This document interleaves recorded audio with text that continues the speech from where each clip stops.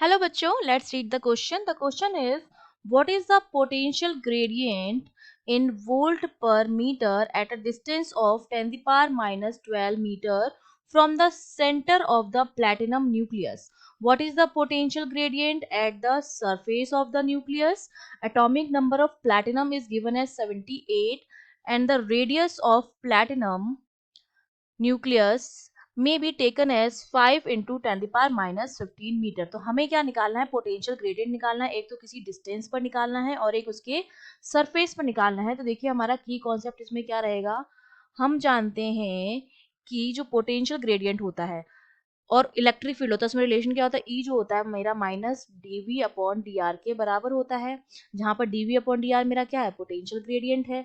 तो मैं ये कह सकती हूँ कि जो मेरा पोटेंशियल ग्रेडियंट है वो इलेक्ट्रिक फील्ड के मैग्नीट्यूड के क्या होगा, बराबर होगा, है ना। केवल माइनस साइन का डिफरेंस है क्योंकि ई जो मेरा इलेक्ट्रिक फील्ड वेक्टर क्वांटिटी है, लेकिन मैग्नीट्यूड में तो दोनों बराबर होंगे। तो मेरा जो पोटेंशियल ग्रेडियंट आएगा वो इलेक्ट्रिक फील्ड के मैग्नीट्यूड के क्या आएगा, बराबर आएगा। तो मैं क्या करूंगी, इलेक्ट्रिक फील्ड कैलकुलेट कर लूंगी, एक तो किसी डिस्टेंस पर जो हमें 10⁻⁻12 मीटर दे रखा है और एक उसके सरफेस पर। तो देखिए सिचुएशन कुछ ऐसी है, ये मैंने मान लिया ये मेरे पास प्लेटिनम का न्यूक्लियस है, इसके अंदर कोई एक तो प्रोटॉन होगा एक न्यूट्रॉन होगा, एक तो इसके सरफेस पर मुझे निकालना है ग्रेडियंट और एक किसी डी डिस्टेंस पर, यहाँ पर किसी डिस्टेंस ये डी है जो 10⁻⁻12 मीटर दे रखा है, यहाँ पर पोटेंशियल ग्रेडियंट निकालना है। तो एक तो मैं सरफेस पर ई निकाल दूं, ठीक है, जिसकी वैल्यू मैं ए ले लेती बी ले लेती हूँ, और एक इस डिस्टेंस पे निकाल लेती हूँ जिसकी वैल्यू मैं ई ए ले लेती हूँ, ठीक है। और यहीं पर हमारा जो ई ए आएगा वो D V A upon D R के बराबर आ जाएगा,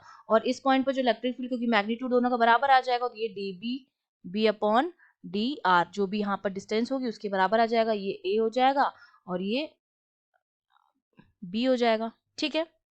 तो देखिए इलेक्ट्रिक फील्ड जो ए पर आएगा हमारे पास, उसके लिए हमें पहले चार्ज निकालना पड़ेगा क्योंकि हम जानते हैं कि जो इलेक्ट्रिक फील्ड होता है वो हमारा क्या होता है, के क्यू अपॉन आर स्क्वायर होता है। तो पहले मुझे चार्ज निकालना पड़ेगा। अब मुझे पता है कि न्यूक्लियस में क्या होते हैं, प्रोटॉन और न्यूट्रॉन होते हैं। तो न्यूट्रॉन तो न्यूट्रल होता है, तो नंबर ऑफ प्रोटॉन के बराबर हमारा चार्ज आएगा। तो जो चार्ज आएगा वो प्लस का क्यू आएगा, नंबर ऑफ प्रोटॉन जो होते हैं एटॉमिक नंबर के बराबर होते हैं जो 78 दे रखा है, इनटू चार्ज ई हो जाएगा।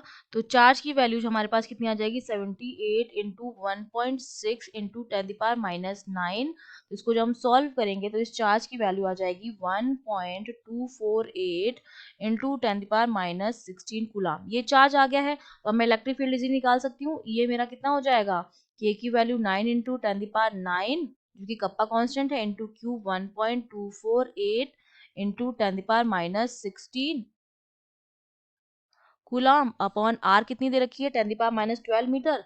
तो 10⁻⁻12 का क्या हो जाएगा, स्क्वायर हो जाएगा, ठीक है, इसका स्क्वायर। तो इसको जब हम सॉल्व करेंगे तो इस पॉइंट पर जो मेरा इलेक्ट्रिक फील्ड आएगा वो आएगा 1.123 इंटू 10⁻17 वोल्ट पर मीटर। यही मेरा किसके बराबर हो जाएगा, dVA अपॉन DRA के बराबर आ जाएगा, ठीक है। इस डिस्टेंस पर हमारा जो पोटेंशियल ग्रेडियंट होगा वो भी किसका आएगा, इसके बराबर ही आएगा 10⁻17, ठीक है। अब हमें निकालना है उसके न्यूक्लियस पे, उसकी सरफेस पर। तो सरफेस पर भी हम क्या निकालेंगे, पहले इलेक्ट्रिक फील्ड निकालेंगे। ये हमारा क्या है, एट सरफेस। तो सरफेस पर जो डिस्टेंस होगी वो रेडियस के बराबर हो जाएगी, सेंटर से जो डिस्टेंस होगी that is equals to radius, ठीक है। तो ई बी जो मेरा आ जाएगा इलेक्ट्रिक फील्ड सरफेस पर वो हो जाएगा के की वैल्यू 9 इंटू 10⁻9, क्यू हमारा सेम रहेगा 1.248 into 10⁻16 upon R square. R अब हमारी क्या हो जाएगी, रेडियस हो जाएगी 5 इंटू 10⁻15 और इसका स्क्वायर, ठीक है। तो अब हम क्या करेंगे, इसको सॉल्व करेंगे, इसकी वैल्यूज रख के। तो सॉल्व करेंगे तो इसकी जो वैल्यू हमें मिलती है वो आती है 4.5 इंटू 10⁻21 वोल्ट पर मीटर, और यही मेरा बराबर हो जाएगा dBB अपॉन DRB के, ठीक है। तो ये हमारा पोटेंशियल ग्रेडियंट हो गया सरफेस पर, और ये मेरा पोटेंशियल ग्रेडियंट हो गया 10⁻12 मीटर की डिस्टेंस पर। ये है हमारा 10⁻17, ठीक है। तो ये हमारा आंसर हो गया। I hope you understood well. All the best.